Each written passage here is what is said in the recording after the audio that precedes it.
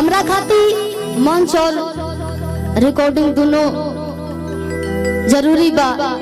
काहे से कि मंच कर लिया आ 10 गो गाना रोज ना गाई तो हमरा नींदे ना लगी, चैन ना आई। काजी कहाँ से गाना सुनो सबे नया नया कहे बा कैसे कि या कुंदन तू सारा हार ढाला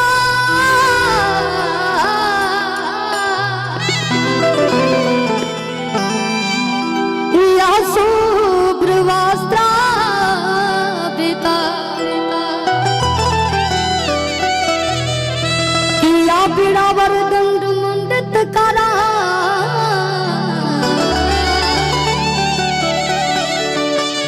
या श्वेत पद्मासना। तनी आवाज और बढ़िया से खिला दे। एगो भक्त माई के दरबार में गइल बड़े, ऐजा सबके अंदाज एक से एक बा। अबे तो हम अंदाज में आवे की कोशिश करतानी, लय में आवे की कोशिश करतानी, ताल में।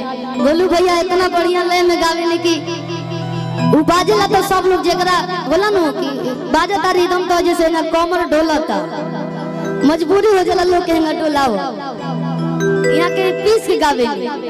और मोहन भैया ऐसा ना स्केल में गा देने की सब लोग शौक हो जाला। अरे बाप रे कितना ऊपर से गावता नहीं, लेकिन एक नोट एने से होने ना होला। हमने के भी बहुत अच्छा लागेला, मन कर लगे भैया गाई बैठ के सुनत रही जा।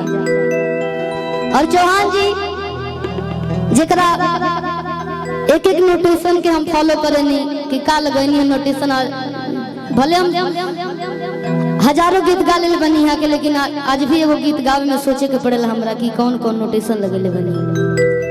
जवाब ने के कहे को भक्त माई के दरबार में गई बड़े, आज माईए के देन बा, माईए का आशीर्वाद बा कि इतना लोग द्वार पे आई बा।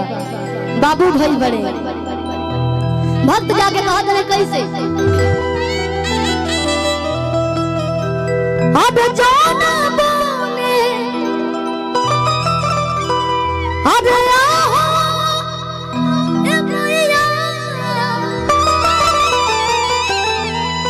अब सीखियों ना डोले रे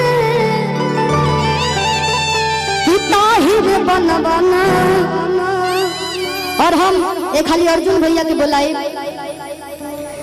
अर्जुन भैया के दिन बा यहाँ के बड़ा फोर्स करने की ना, ये मंच पे ये दरबार में द्वार पे जरूर आवे के बाद। और हम रउआ से ये कहब कि हमरे यहाँ जब तक कष्ट जाम होई, हर साल होई, हर साल रउआ आई हमारे द्वार पे। काहे से कि रउआ जब गाई ले तो लागेला कि एगो माने 100 गो कलाकार के बराबर एगो कलाकार द्वार पे आके गावता। तो वो भगवान के अष्टजामे गईला, लेकिन हमनी के 100 गाना के बराबर रहेला, लाखों गाना के बराबर रहेला। और आजीवन आप सबके आशीर्वाद बनल रहे। कहे बा दिखाई तो अब जो ना बोले आहो मैया अब सिर्फ ना डोले रे कि ताहिर बनवाना कि मैया मोरी अदली होली बसड़ावा हो कि ताहिर बनवाना। विकास भैया कैमरा ले ले बने कहो कि शिल्पी खाली एक गाना बगावली, लेकिन हमने की एनर्जी मिले लाई जैसे शक्ति प्रदान करे नहीं जाना, तब न आगे आगे सब गाना होई कि जाना बोले हो मैया अब सीखियों ना डोले रे ताहि बनवाना